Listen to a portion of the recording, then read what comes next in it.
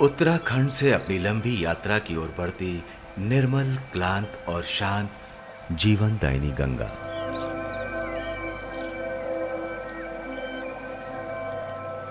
हजारों हजार वर्षों से सनातन धारा में प्रवाहित इस भूमि द्वारा रचित कविता को इसके बिंबों में, इसकी संस्कृति में और इसकी परंपराओं में साफ पढ़ा जा सकता है।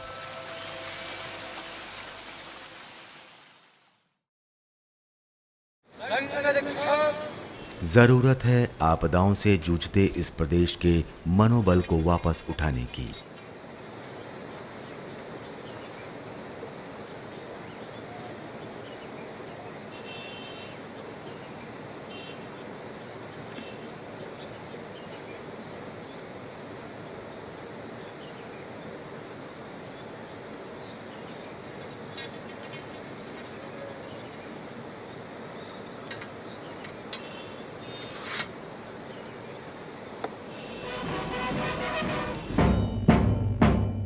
राष्ट्रीय स्वयंसेवक संघ की स्थापना केशव बलिराम हेगड़ेवार द्वारा विजयदशमी के दिन हुई। इसी दिन संपूर्ण देश अपने नायक भगवान राम की जीत और बुराई के प्रतिबिंब रावण की हार को पर्व के रूप में मनाता है। राष्ट्रीय स्वयंसेवक संघ भारतीय मूल्यों को स्थापित करने के लिए कार्यरत रहा। स्वयंसेवक, जो इस संघ का आधार स्तंभ हैं, के द्वारा वसुधैव कुटुंबकम अर्थात पूरा विश्व एक परिवार के मत को प्रचारित किया गया। देश के भीतर इस सामाजिक और सांस्कृतिक संगठन ने इसी भावना के तहत कार्य किया।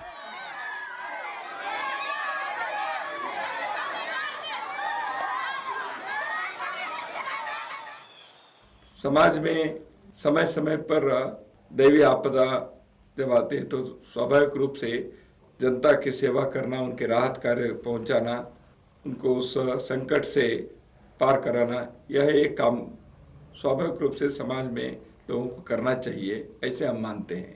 इसलिए स्वयंसेवक का तत्पर होकर तुरंत वहाँ दौड़ता है। हम कहते हैं कि संघ के अंदर गीत की पंक्ति है, देश हमें देता है सब कुछ, हम भी कुछ देना सीखे। तो इसलिए देश हमको इतना सब देता है तो हमें स्वाभाविक रूप से उस ऋण को चुकाना है। राष्ट्रीय स्वयंसेवक संघ के अंदर स्वाभाविक रूप से समाज के सब वर्ग आते हैं और इसलिए संघ के अंदर जो श्रमिक है, श्रम को करने वाले लोग हैं, उनका भी उसी प्रकार का समावेश है। संघ सेवा कार्यों के द्वारा समाज के अपने ऐसे जो अभावग्रस्त लोग हैं या श्रमिक हैं, उनके अंदर स्किल डेवलपमेंट हो और वो स्वयं अपने पैरों पर खड़े हों, इस दृष्टि से देश भर के लाखों सेवा कार्यों के माध्यम से प्रयास करता है। राष्ट्रीय स्वयंसेवक संघ ने उत्तराखंड के अंदर भी इसी प्रकार के सेवा कार्य ऐसे समाज के लोगों में खड़े किए। संघ का मूल काम है अच्छे लोगों का निर्माण करना, अच्छा व्यक्ति समाज में बनाना।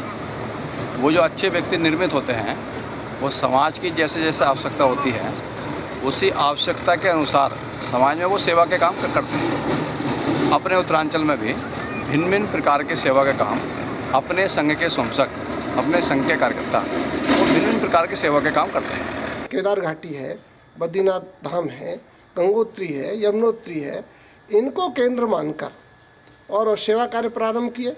एकल विद्यालय प्रारंभ किए। छोटे छोटे गांव हैं, कहीं 10 बच्चे हैं, कहीं 20 बच्चे हैं, तो इसलिए एक अध्यापक एक स्कूल, ऐसी हमने परंपरा शुरू की। वहाँ पर हमने चिकित्सालय शुरू किए, गांव-गांव के लिए मेडिकल वैन की व्यवस्था की, छात्रावास शुरू किए। ऐसे बच्चे जिनके माता पिता नहीं रहे, परिवार में दुखद घटना हो गई, व्यापार खत्म हो गया, मकान खत्म हो गया, बच्चे कहाँ रहें, कैसे रहें, तो उन बच्चों के लिए हमने अलग अलग स्थानों पर छात्रावास शुरू किए हैं। इनके माध्यम से उनके अंदर स्वावलंबन भी निर्माण होता है, उनके अंदर शिक्षा का भाव भी निर्माण होता है और संस्कार भी आता है।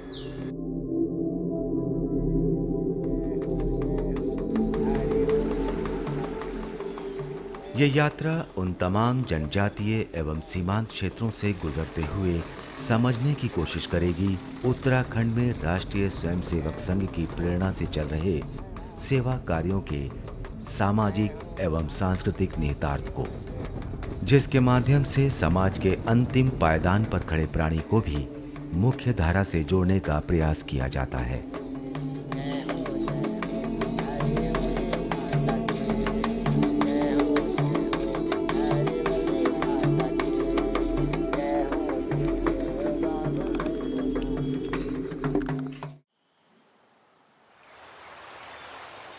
इस यात्रा का पहला पड़ाव बना टोंस घाटी पर स्थित सीमांत गांव नेटवाड़।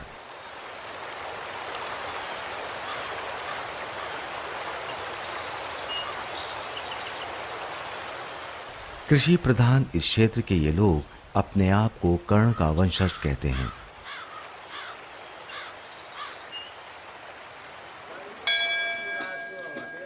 कर्ण शैल के राजा जिन पे बसा ये सुंदर मंदिर अपने भीतर इस गांव के सांस्कृतिक इतिहास को समेटे है।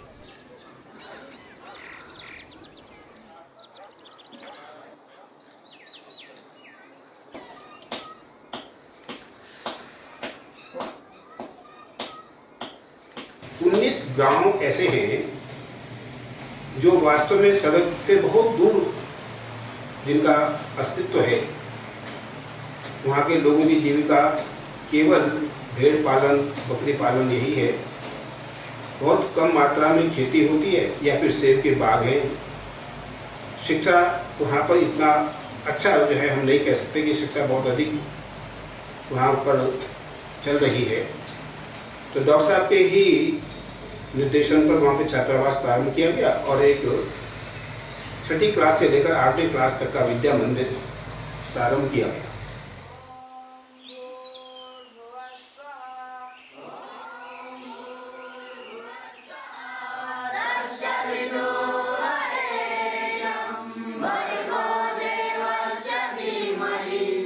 राष्ट्रीय स्वयंसेवक संघ की प्रेरणा से उत्तरांचल दैवीय आपदा पीड़ित सहायता समिति द्वारा संचालित ये परिसर इस सीमांत क्षेत्र में जुझारू रूप से कार्यरत है।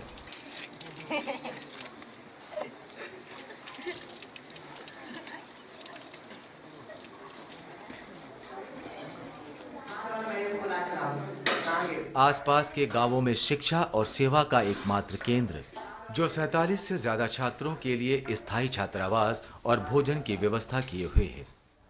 व्यवस्था और अनुशासन इन छात्रों के भीतर मानवीय गुणों का निर्माण करते हैं एवं इनको अपने भविष्य के लिए प्रेरित भी।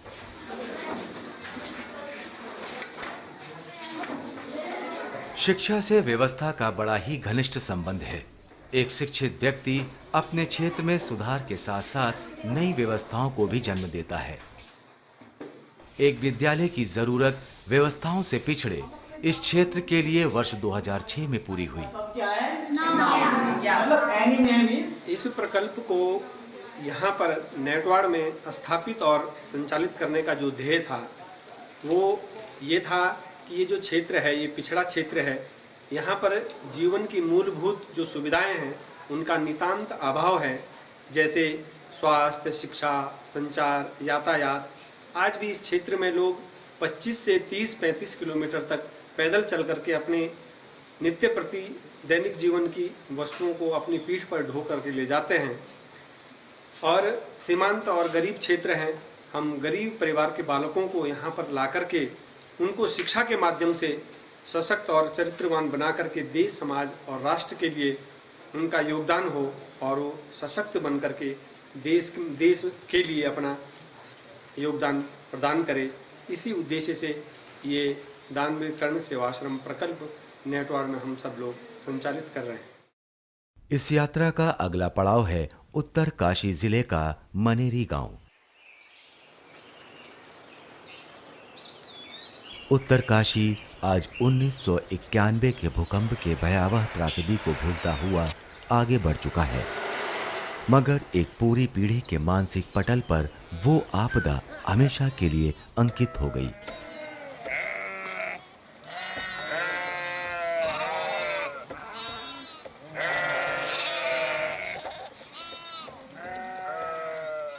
पच्चीस साल बाद एक नई पीढ़ी उभर कर आई, जिसके लिए इस जीवन को नए सिरे से जीने की आस है।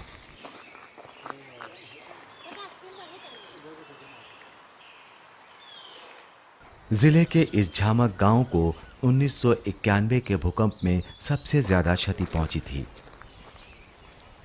त्रासदी की वो छवियां आज भी इस गांव में देखी जा सकती हैं। उस त्रासदी से इस गांव के हर परिवार ने अपना एक सदस्य खो दिया।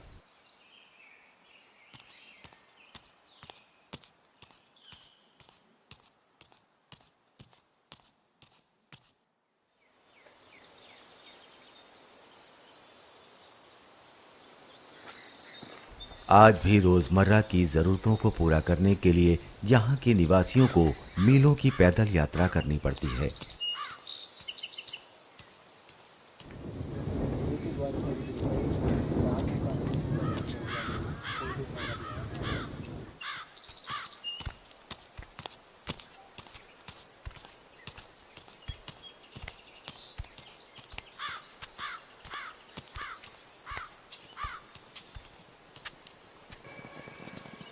आज यहाँ पर रहने वाली जनता अपने और अपनी आने वाली पीढ़ी के लिए एक नया सवेरा खोज रही है।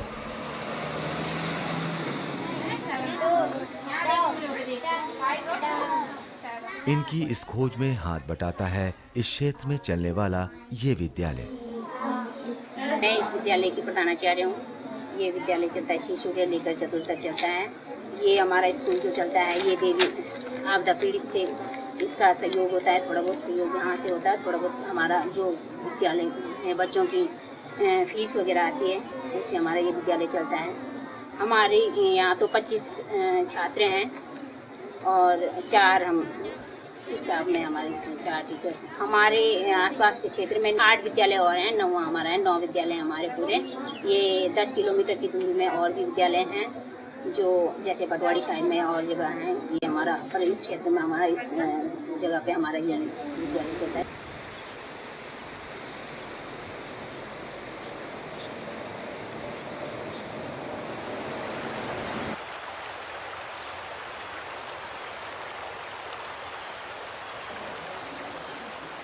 इस क्षेत्र में तमाम तरह के सेवा कार्यों का श्रेय मनेरी गांव के सेवा आश्रम को जाता है। तो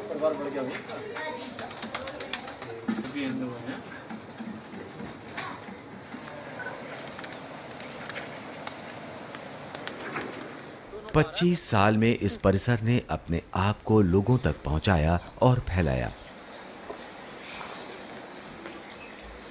आज 3 बीघे में फैले इस सेवा आश्रम में 60 से ज्यादा छात्र स्थायी रूप से रहते हुए शिक्षा ग्रहण करते हैं।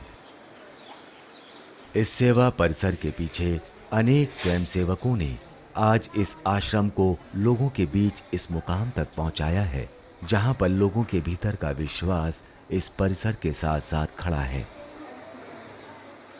1991 7 जुलाई को मेरी शादी हुई थी। तब भूकंप आया था। तब उस वक्त हम नैनीताल में थे। तो नैनीताल से यहाँ भेजा गया।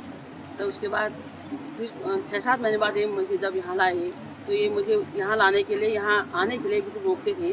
बोलते यहाँ ऐसा भी आने का स्थान नहीं है, बहुत कठिन है।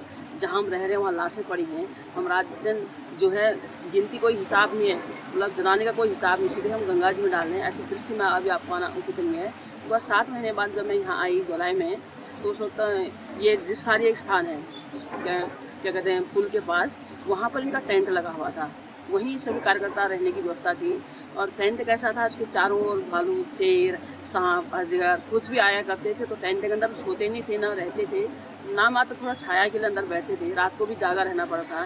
चारों ओर टेंट के चारों ओर नाली खोदे गई थी, उसमें बड़े बड़े सर्प है, कीड़े हैं, मकोड़े हैं, ऐसे आए करते। कठिन जोन था ये। जो हम यहाँ पर आज जो ये ज़मीन है जिस पर अपने भवन बने हैं, ये जगह एक साथ नहीं मिली। शुरुआती दौर में सिर्फ एक कार्यालय खोला राहत के लिए, लेकिन ये धीरे जैसे जैसी आवश्यकता बढ़ती गई, इतना अपने पास धन भी नहीं था, वैसे वैसे हम इसको बनाते गए। और आज हम इस स्थिति पर पहुंच चुके हैं कि अपना इस क्षेत्र में कोई भी काम होता है, वो चाहे संघ का हो, चाहे विद्या भारती का हो, चाहे दैवीय आपदा का भी हो, हमें किसी भी गांव में जाने से कोई परेशानी नहीं। आज हमारा कार्यकर्ता प्रत्येक गांव में है, वह चाहे एकल विद्यालय के माध्यम से है या विद्या भारती के माध्यम से है या संघ के माध्यम से है। लेकिन आज हमारे पास जो पूर्व में कभी लाल घाटी के नाम से जानी जाती थी, वो आज भगवा घाटी हो चुकी है। इस सेवा आश्रम के आधार स्तंभ रहे डॉक्टर नित्यानंद जी ने इसी कमरे में रहते हुए अपना पूरा जीवन इन पहाड़ियों के लिए समर्पित कर दिया। इसी समर्पण ने उन्हें जो दूरदर्शिता प्रदान करी, वही कारण बना इस भूकंप निरोधी भवन के निर्माण में।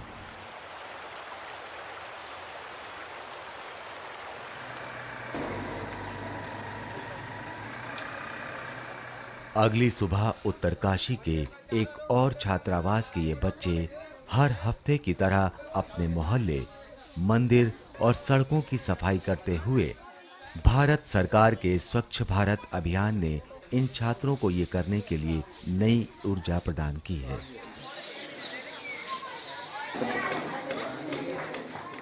– 2005 में बना ये छात्रावास आज 76 छात्रों का निवास स्थल है, जहां पर ये अपना छात्र जीवन व्यतीत करते हुए शिक्षा भी ग्रहण करते हैं। यहाँ पर रहने वाले एवं पढ़ने वाले सभी छात्र पर्वतीय क्षेत्र के उन गांवों से आते हैं जिनकी ऊंचाई समुद्र तल से 8000 फुट ज्यादा है। इसमें आप लोग क्या करेंगे, क्लिक करेंगे और हमारा एमएस सेक्शन खुल जाएगा। इसमें हम लोग क्या करेंगे, एंटर मारेंगे। ठीक है। परिसर के इस खाली स्थान पर नया भवन प्रस्तावित है, क्योंकि पर्वतीय क्षेत्र में पुनर्वास की जरूरतें लगातार बनी रहती हैं।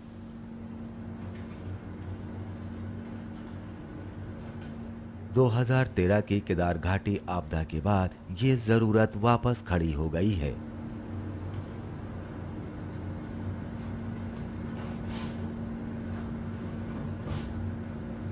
यात्रा का अगला पायदान बना टिहरी, जहां 2013 की आपदा के बाद नया छात्रावास बनाया गया। धीरे धीरे देश हमारा आगे बढ़ता जाता है, अनेकता में ऐक्य मंत्र को जन जन फिर अपनाता है। धीरे धीरे देश हमारा आगे बढ़ता जाता है, जाति प्रांत और वर्ग भेद के भ्रम को दूर मिटाना है। एक देश का भाव जगाए भारत सबकी माता है। धीरे धीरे देश हमारा आगे बढ़ता जाता है। भारत के टिहरी का ये छात्रावास इन छात्रों के मस्तिष्क से 2013 में आई आपदा की छवियों को निकालने में तत्पर है, मगर जिन्होंने अपने माता पिता को इस आपदा में खोया, उनके लिए ये घटना जीवंत हो उठती है।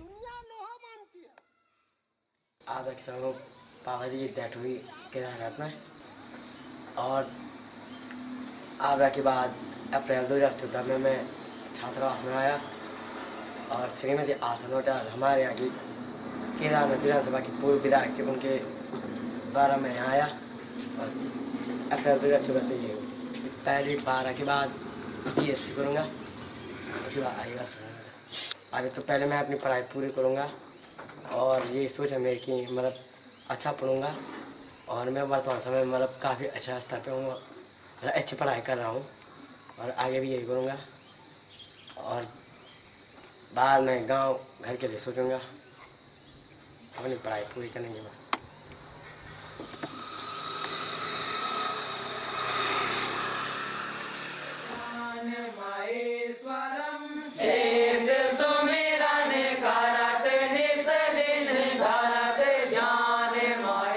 त्रासदी के बाद राष्ट्रीय स्वयंसेवक संघ ने इन छात्रों के भीतर उत्साह के उस भाव को जन्म दिया है जिसको ये छात्र त्रासदी के बाद पीछे छोड़ चुके थे।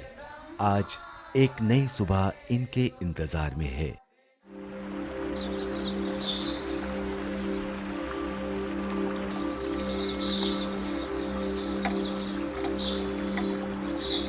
इसी यात्रा का अगला पड़ाव बना गुप्त काशी।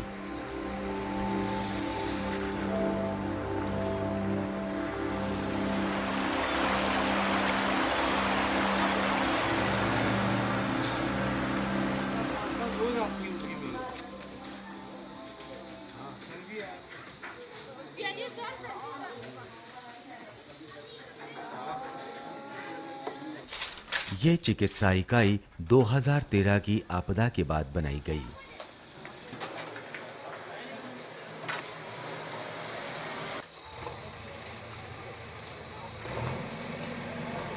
इसी क्षेत्र में ही संघ की प्रेरणा से सभी प्रकार की आधुनिक चिकित्सा पद्धतियों से युक्त निर्माणाधीन ये अस्पताल जल्द ही पूर्ण होगा।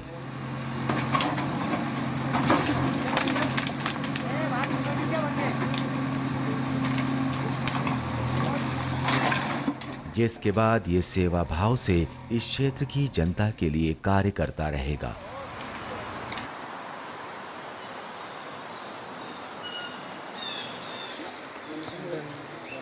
हर रोज कर्णप्रयाग के आसपास के गांवों में ये चिकित्सा वाहन इलाज के लिए जाता है, जिसमें एक चिकित्सक और एक सहयोगी उपस्थित रहता है।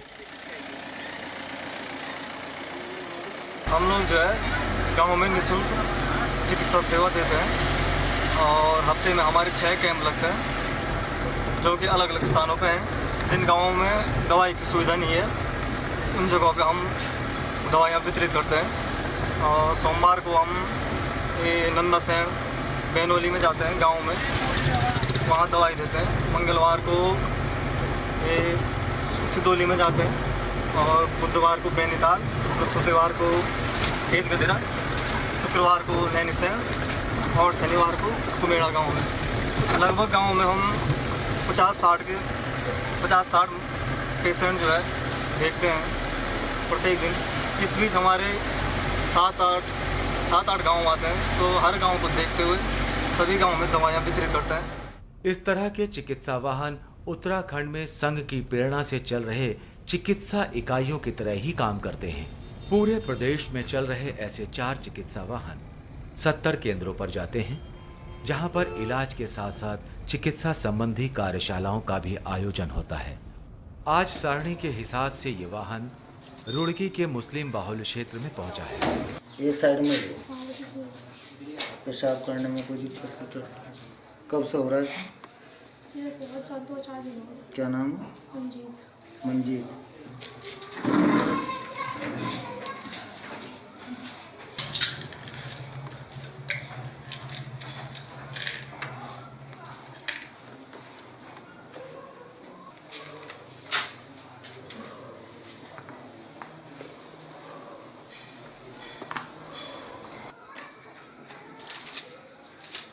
वो कहाँ भरा है?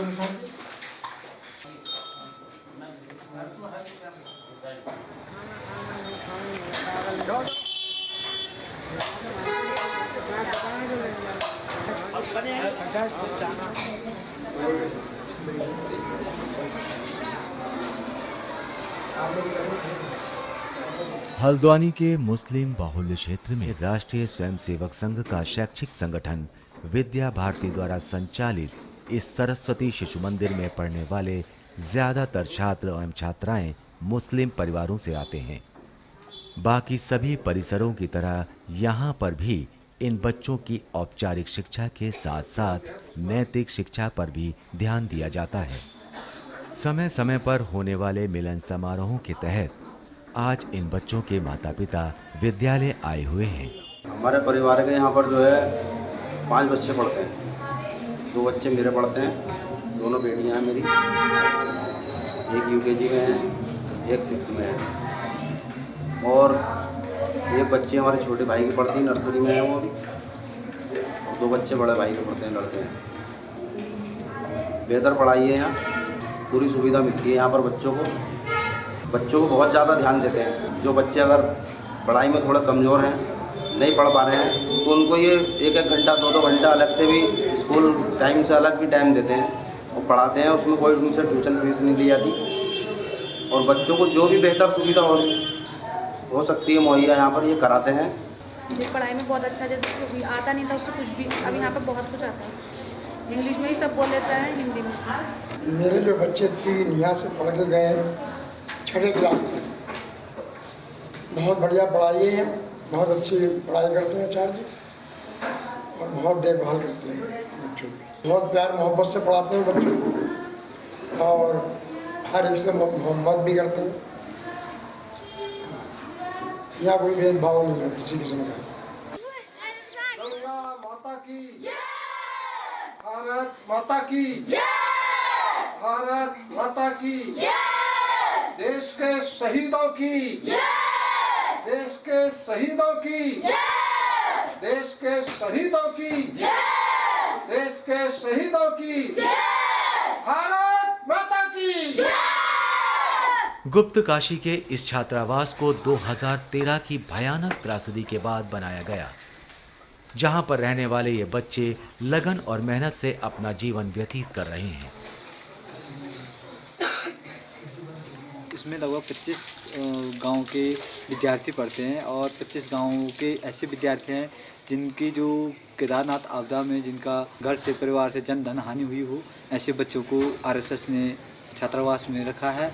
उसमें से ऐसे बच्चे थे जिनके घर में माँ और पिताजी नहीं हैं और दादाजी उनका लालन पालन करते हैं। अभी हाल ही में उनके दादाजी की मृत्यु हो गई है और वो बिल्कुल अनाथ हैं और उसको दैवीय आपदा पीड़ित सहायता समिति बहुत अच्छे से चला रही है। उनका भोजन और कपड़े पूरा उनका खर्चा उत्तरांचल दैवीय आपदा पीड़ित सहायता समिति देखती है। देश को अपनी माता मानते इन बच्चों द्वारा शाम की यह आरती बाकी परिसरों की तरह मन को स्पर्श कर जाती है।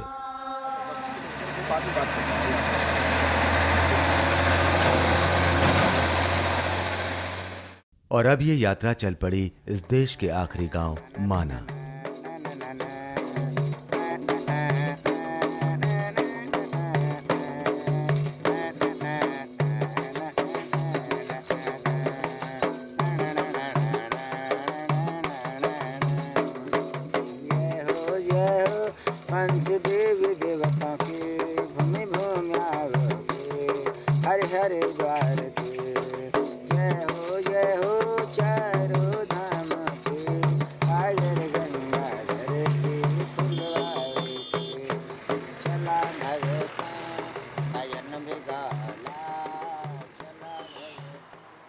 समुद्र तट के 10,180 फुट पर बसे इस गांव में सांसों में जा रही ऑक्सीजन की मात्रा मैदानी क्षेत्रों से काफी कम है।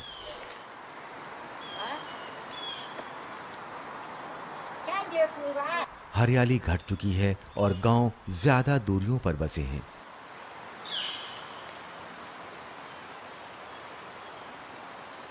आज भी ये गांव भारतीय संस्कृति से जुड़े चिन्हों को सहेजे है।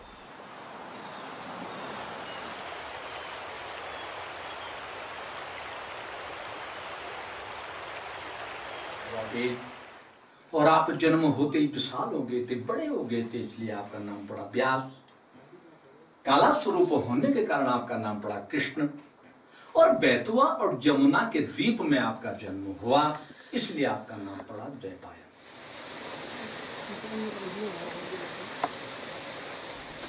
गांव में ही बसा ये प्राथमिक शिक्षा बाल विद्यालय सरस्वती शिशु मंदिर है, जो कि राष्ट्रीय स्वयंसेवक संघ के संबद्ध शैक्षिक संगठन विद्या भारती द्वारा संचालित किया जाता है। ठंड नजदीक होने के कारण 3 महीने के लिए इस विद्यालय को बंद कर दिया जाता है और यहाँ के छात्र नीचे की पहाड़ियों के विद्यालयों में भेज दिए जाते हैं।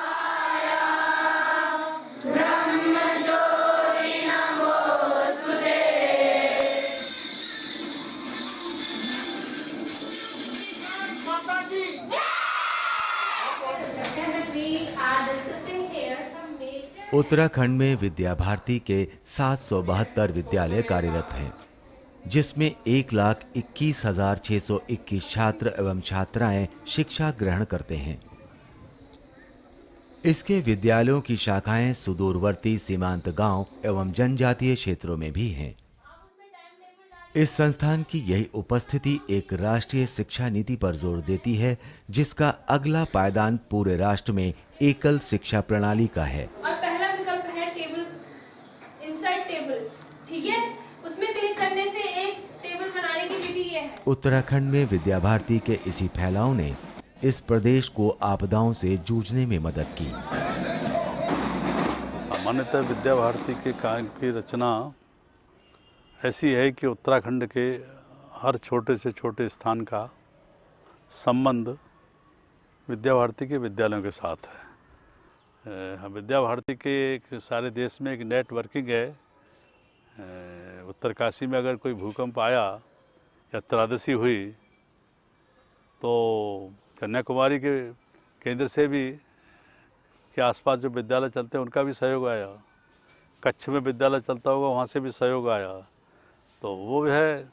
और फिर बाहर से आने वाले लोग भी सहयोग करने के लिए आते हैं, तो जिन पर विश्वास होता है कि सहयोग दिया जा रहा है ठीक प्रकार से जाएगा, उसमें सहयोग करते हैं।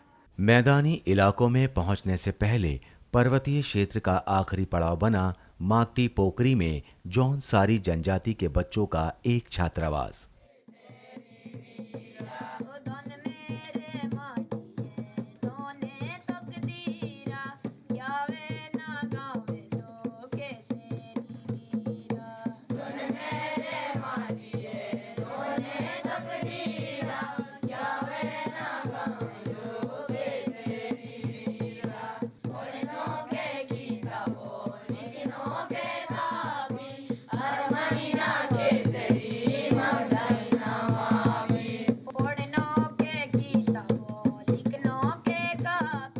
उत्तराखंड में 5 प्रकार की जनजाति पाई जाती हैं: जौनसारी, थारू, राजी, बुक्सा एवं भोटिया।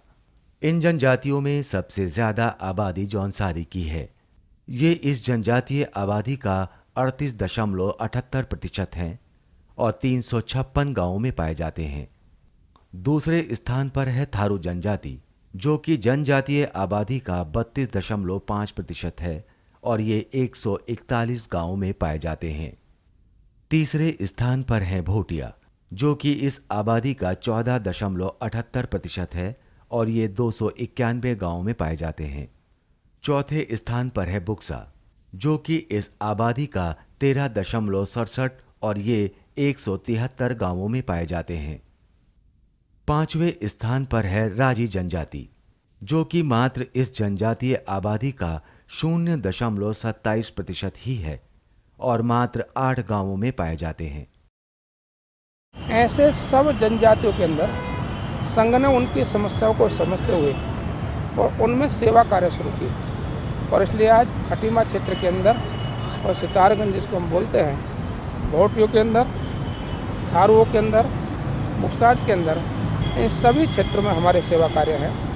इन सेवा कार्यों के माध्यम से हम प्राचीन अपनी संस्कृति, राष्ट्रता, उसके संस्कार देने के काम करते हैं।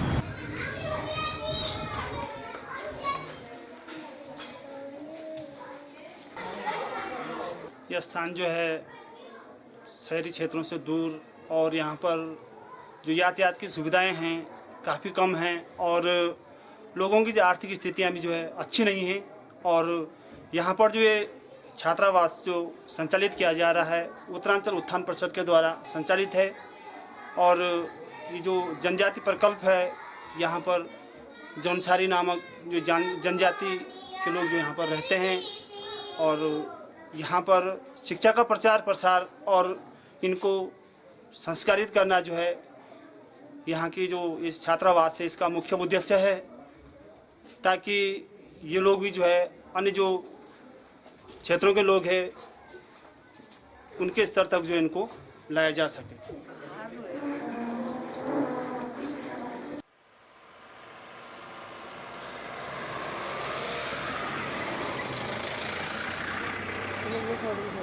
सितारगंज में चल रहा ये जनजातीय प्रकल्प थारू जनजाति के बच्चों को नई दिशा देने में कार्यरत है, जहां पर लगन एवं मेहनत से ये बच्चे समाज की मुख्यधारा में बढ़ने के लिए तत्पर हैं।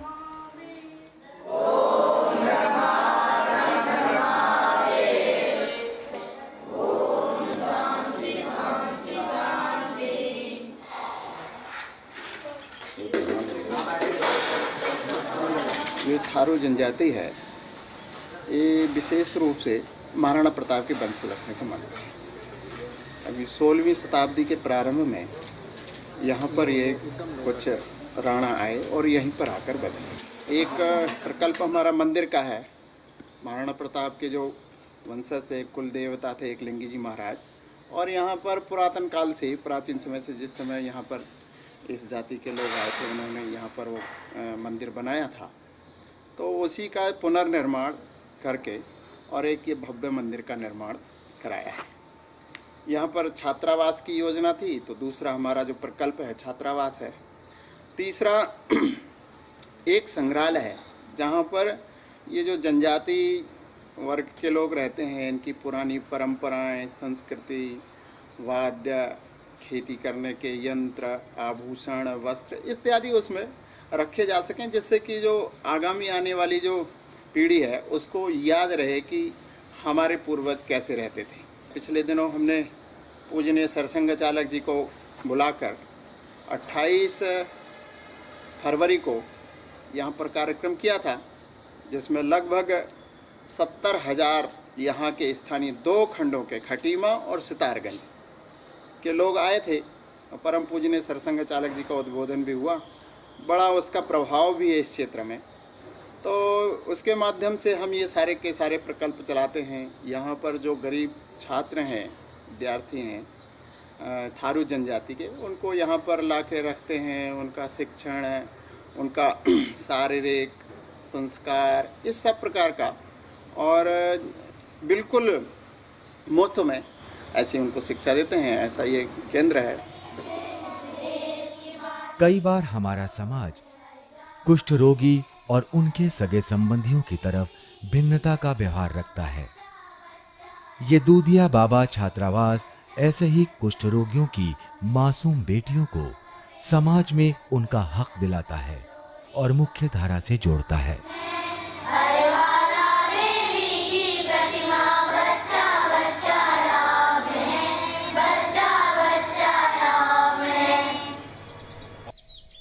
हमारा अगला पड़ाव है रुद्रपुर में वनवासी कन्या छात्रावास द्वारा संचालित उत्तर पूर्व की बहनों का सेवा प्रकल्प।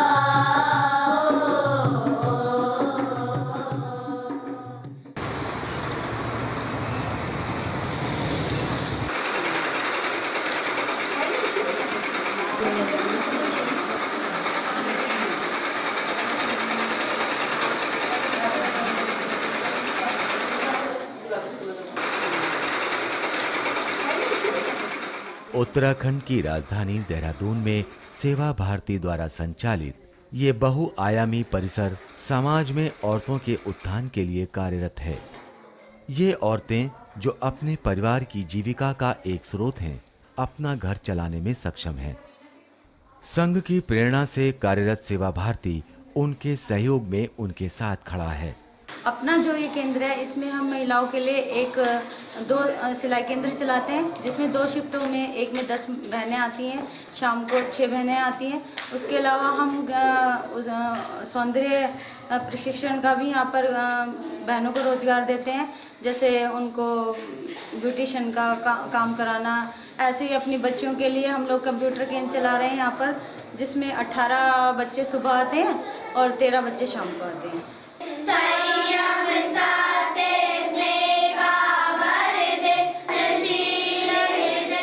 सेवा भारती का मूल उद्देश्य समाज के भीतर की जरूरतमंदों के लिए सेवा कार्य करना है।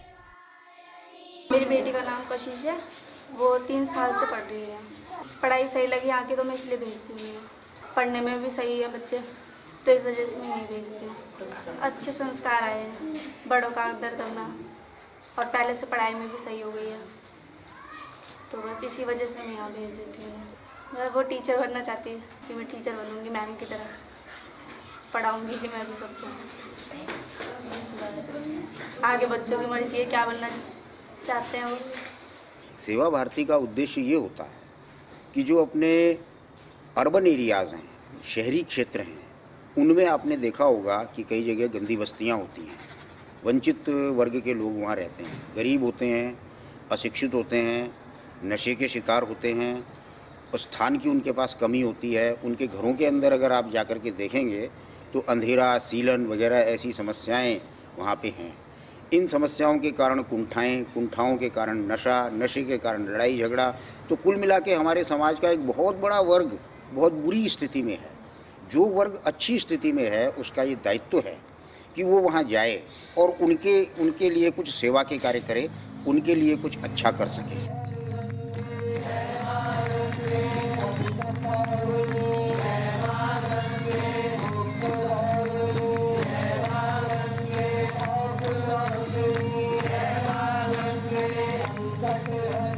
इस यात्रा का गंतव्य बना हरिद्वार में बसा मां गंगा का ये तट, जहां पहुंचते हुए वो अपनी गति धीमी कर देती हैं। शायद हर साल पर्वतीय क्षेत्र में हो रही त्रासदियों की निराशा के कारण।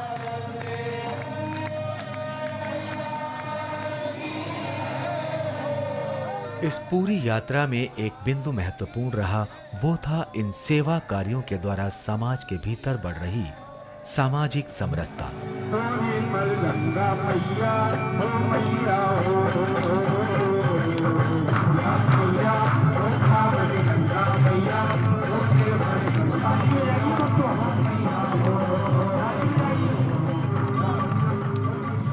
जहां ये सेवा कार्य जातीय, धर्म और वर्णभेद को जड़ से मिटाते हैं और वो एका पैदा करते हैं जो मां गंगा के इस पावन तट पर रोज देखने को मिलता है।